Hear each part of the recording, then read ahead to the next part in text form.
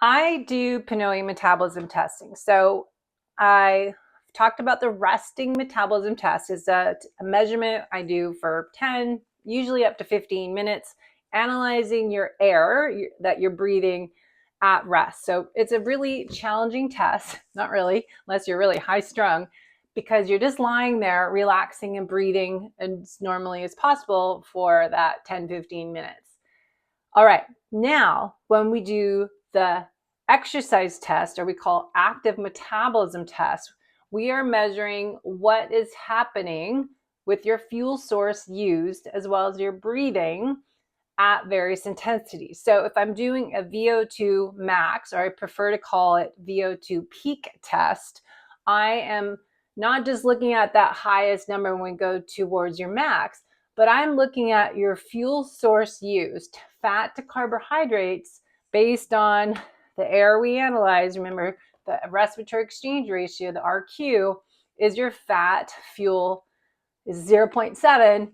50-50 is about 0.85 fat to carbs.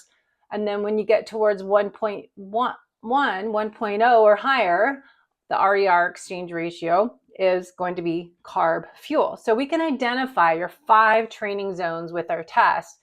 And depending if we're doing a VO2 max type of protocol, we're doing 1 to 2 minutes and then 1 minute intervals towards the end. And I look at your perceived exertion and figure out with a pretest check what increments we do each minute or two. So different if I'm doing your peak fat max test. So if you really want to know your peak fat max, we can identify that in a VO2 max test.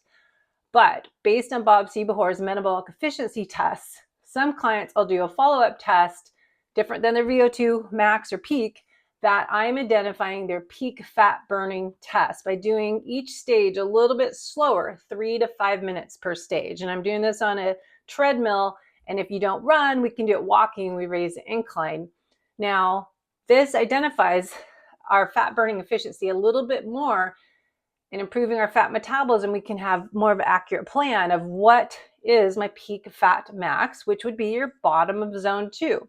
The top of your zone 2 is that metabolic crossover point where the carbohydrate usage is going down and the fat usage or carb usage is going up.